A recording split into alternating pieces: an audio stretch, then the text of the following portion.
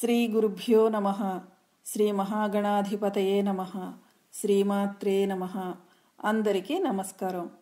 ఇప్పటి వరకు మూకపంచశతి ఆర్యాశతకములో గల 101 శ్లోకములలో 66వ శ్లోకము వరకు వివరణను తెలుసుకున్న మనము ఈ వీడియోలో 67, 68 శ్లోకములను తెలుసుకుందాము. ఇప్పుడు 67వ శ్లోకము.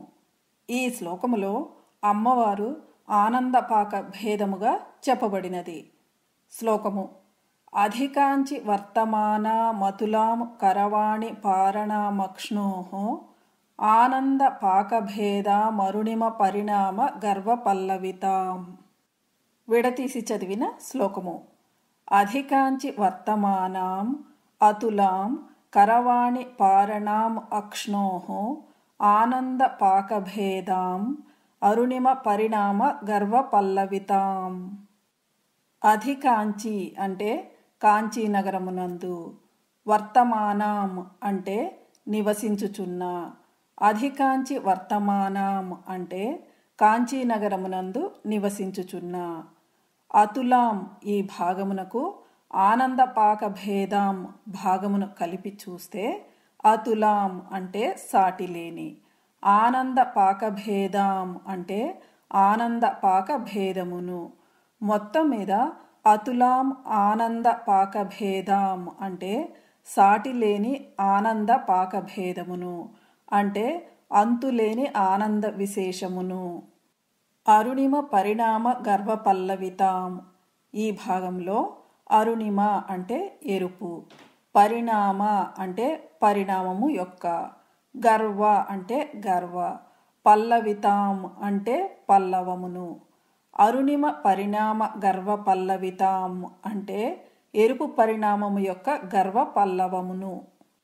కరవాణి పారణామక్ష్ణోః ఈ భాగంలో అక్ష్ణోః అంటే కన్నులకు, పారణాం అంటే విందును, కరవాణి అంటే చేసుకొందును. కరవాణి పారణామక్ష్ణోః అంటే కన్నులకు విందును చేసుకొందునుగాక అని అర్థము. మొత్తం శ్లోక తాత్పర్యము: కాంచీనగరమునందు నివసించుచున్న సాటిలేని ఆనంద పాకభేదమును, ఎరుపు పరిణామము యొక్క గర్వ పల్లవమును కన్నులకు విందును చేసుకొందునుగాక. ఇప్పుడు వివరణ. అమ్మ కామాక్షి కాంచీనగర సంవాసిని. ఆమెకు సాటి లేదు. అంటే కామాక్షీదేవి సర్వోత్కృష్టురాలు. పురుషరూపుడైన శివుడు ఆనందరూపుడు. అతని యొక్క ఆనందము స్త్రీ రూపమును ధరించినది. అలా ధరించుట ఆనందపాక భేదము. ఆహార పదార్థములను వండి తింటే పాకము వలన రుచి పెరుగుతుంది, అంటే మార్పు వలన రుచి పెరుగుతుంది. అలాగే ఆనందరూపుడైన శివుని యొక్క ఆనందము స్త్రీ రూపమును ధరించుట ఆనందపాక భేదము. ఈ ఆనందపాక భేదమైన అమ్మవారు కన్నులకు విందు. ఆనందరూపుడైన శివునికే ఆనందకరమైనది అమ్మవారు. ఆనందములు ఎన్నో విధములు. ఇవి ఉపనిషత్తులలో చెప్పబడినవి. వాటి అన్నింటికంటే విశిష్టమైన బ్రహ్మానంద స్వరూపిణి అమ్మవారు. ఇక కామాక్షీదేవిని అరుణిమ పరిణామ గర్వ పల్లవిత అన్నారు. అరుణిమ అంటే ఎరుపుదనము యొక్క పరిణామము ఇంతకు మించి ఉండదు కాబట్టి ఆ గర్వము అనుపల్లవించినది, అంటే చిగురులు తొడిగినది. పల్లవములు అంటే చిగుళ్ళు ఎర్రగా ఉంటాయి కాబట్టి ఆ గర్వము మరలా ఎర్రబడి అరుణిమకు అంటే ఎర్రదనమునకు మరొక ఆరుణ్యము కూడినదేమో అన్నట్లుగా మాటి మాటికి మారాకులు తొడుగుతూ అనంతముగా పరిణమిస్తున్న అరుణవర్ణ రూపిణి అమ్మవారు. అటువంటి ఎరుపు రంగు శరీరకాంతితో గర్వమును పొందిన అమ్మవారిని నా కనులకు విందుగా చేసుకుంటాను అంటే సాక్షాత్కరించుకుంటాను అని ఈ శ్లోక భావము. ఇప్పుడు 68వ శ్లోకము. ఈ శ్లోకములో రాగద్వేషములతో కూడిన చిత్తము లేదా మనస్సు యొక్క రూపము అయిన సంసారమే అమ్మవారి చేతులలో ఉన్నది అని, అమ్మవారు అరుణిమ పాక భేదము అని చెప్పబడింది. శ్లోకము: బాణ శృణిపాశ కార్ముక పాణిమమం కమపి కామపీఠగతం ఏణధర కోణచూడం సోణిమ పరిపాక భేదమాకలయే. విడతీసి చదివిన శ్లోకము: బాణశృణిపాశ కార్ముక పాణిం అముం కం అపి కామపీఠగతం ఏణధర కోణచూడం సోణిమ పరిపాక భేదం ఆకలయే. బాణ శృణిపాశ కార్ముక పాణిం ఈ భాగంలో బాణ అంటే బాణములు, శృణి అంటే అంకుశము, పాశ అంటే పాశము, కార్ముక అంటే విల్లు, పాణిం అంటే చేతుల యందు ఉన్న. బాణ శృణిపాశ కార్ముక పాణిం అంటే బాణములు, అంకుశము, పాశము, విల్లు చేతుల యందు ఉన్న. కామపీఠగతం అంటే కామపీఠమునందు ఉన్న. ఏణధర కోణచూడం ఈ భాగంలో ఏణ అంటే జింకను, ధర అంటే ధరించువాని, కోణ అంటే కళను. ఏణధర కోణ అంటే జింకను ధరించువాని కళను అంటే చంద్రుని కళను. చూడం అంటే శిరమునందు గల. ఏణధర కోణచూడం అంటే జింకను ధరించువాని కళను అంటే చంద్రకళను శిరస్సునందు గల. అముం కమపి ఈ భాగంలో అముం అంటే ఈ, కమపి అంటే ఒకానొక. అముం కమపి అంటే ఈ ఒకానొక.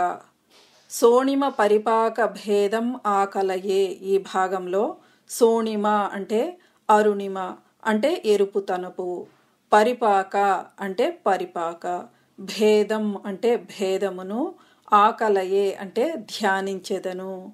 సోణిమ పరిపాక భేదం ఆకలయే అంటే అరుణిమ అంటే ఎరుపుతనపు పాక భేదమును బాగుగా అంటే మనస్ఫూర్తిగా ధ్యానించెదను. మొత్తం శ్లోక తాత్పర్యము. బాణములు, అంకుశము, పాశము, విల్లు చేతుల యందు ఉన్న, కామపీఠమునందు ఉన్న, జింకను ధరించువాని కళను అంటే చంద్రకళను శిరస్సునందు గల ఈ ఒకానొక అరుణిమ పరిపాక భేదమును అంటే ఎరుపుదనపు పాకభేదమును బాగుగా అంటే మనస్ఫూర్తిగా ధ్యానించెదను. ఇప్పుడు వివరణ. కామపీఠమును అధిష్ఠించిన కామాక్షీదేవి విశిష్టమైన అరుణవర్ణ. ఆమె చంద్రుడిని తన తలయందు అలంకారముగా ధరించినది. వృక్షములలో ఆకులు మొదలైన వాటిలో రంగులు మారుతూ ఉంటాయి. సూర్యకిరణములు మొదలైన వాటి వలన వాటిలో కలిగే పాకమే లేదా మార్పే దీనికి కారణము. ఇక్కడ శివుని యొక్క రాగమే అమ్మవారి అరుణిమము అంటే ఎర్రతనము. ఆ అరుణిమకు అమ్మవారి సౌందర్యముచే పాకము ఏర్పడినది. అందువలన అమ్మవారి సోణిమము అంటే అరుణిమము సోణిమ పాక భేదముగా చెప్పబడినది. ఒక ధర్మము లేదా లక్షణమునకు ఆ ధర్మమును కలిగిన వారికి భేదము లేదు అనే మాటను అనుసరించి అమ్మవారే అరుణిమ పాక భేదముగా చెప్పబడినది. కామాక్షిదేవి తన 4 చేతుల యందు బాణము, అంకుశము, పాశము, ధనుస్సులను ధరించినది. అమ్మవారు తన 4 చేతులలో ఒక చేతితో 5 బాణములను, మరొక చేతితో పాశమును, ఇంకొక చేతితో అంకుశమును, మరి ఒక చేతితో విల్లును ధరించి ఉంటుంది. అమ్మవారు వీటిని ధరించుటలో రహస్యమును గమనిస్తే అవి సంకేతములు. పాశము రాగము లేదా ఇచ్ఛాశక్తికి సంకేతము. అమ్మ చేతిలో పాశము అంటే రాగము ఉన్నది. మనకు అంటే జీవులకు ఉన్న ఇచ్ఛ చేత రాగము కలుగదు. ఎవరిపై ఎప్పుడు ఎందుకు రాగము కలుగునో మనకు తెలియదు. ఈ రాగము కలుగడము కలుగకపోవడము అమ్మవారి ఇచ్ఛను అనుసరించి జరుగుతుంది. పాశము లేదా ఇచ్ఛాశక్తి లేదా రాగము అమ్మవారి చేతిలో ఉన్నది అంటే అమ్మవారు జీవుల కంటే విలక్షణమైనది. అంటే అమ్మవారి చేతిలో అమ్మవారి రాగము ఉంటుంది. జీవుని యొక్క రాగము జీవుని చేతిలో ఉండదు. రాగము అమ్మవారికి స్వాధీనమై ఉంటుంది. జీవునికి రాగము స్వాధీనము కాదు. ఇక అమ్మవారి మరి ఒక చేతిలో అంకుశము ఉంటుంది. అంకుశము అంటే క్రోధము లేదా జ్ఞానశక్తి. మనకు క్రోధము కలుగడము కలుగకపోవడము అమ్మవారి ఇచ్ఛను బట్టి ఉంటుంది. కోపము అమ్మవారికి స్వాధీనమై ఉంటుంది. ఈ రకంగా రాగము క్రోధము ఆమెకు స్వాధీనములై ఉంటాయి. ఇక రాగక్రోధములకు జీవునిలో స్థానము చిత్తము. చిత్తము చెరుకు విల్లు ఆకృతిని ధరించి ఆమె చేతిలో ఉన్నది. చంచలముగా ఉండు చిత్తమును నిశ్చలముగా చేయడానికి మనము ప్రయత్నించినప్పుడు ఆ ప్రయత్నము అమ్మకు ఇష్టమైనచో మనకు చిత్తము స్వాధీనమై చంచలత్వమును వదిలి నిశ్చలముగా ఉండి శాంతి అనుభవములోనికి వస్తుంది. అంటే అమ్మవారికి స్వాధీనముగా ఉన్న మనస్సు మనకు పరాధీనముగా ఉన్నది. శబ్దము, స్పర్శ, రూపము, రసము, గంధములను పంచ తన్మాత్రలు అంటారు. ఇవి చెవి, చర్మము, కన్ను, నాలుక, నాసికలకు సంబంధించిన విషయములు.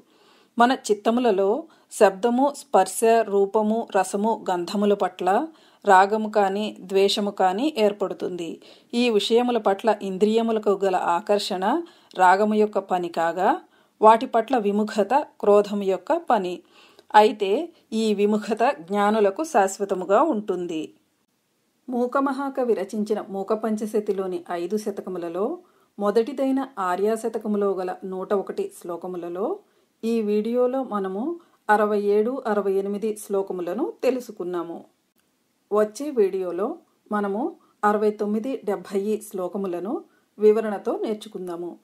ఈ శ్లోకములు డిస్క్రిప్షన్ బాక్స్లో ఇవ్వబడినాయి. ఇంగ్లీష్లో కూడా శ్లోకము ఇవ్వబడినది. మళ్ళీ మనము వచ్చే వీడియోలో కలుసుకుందాము. సెలవు మరి, ఉంటాను. శ్రీమాత్రే నమః.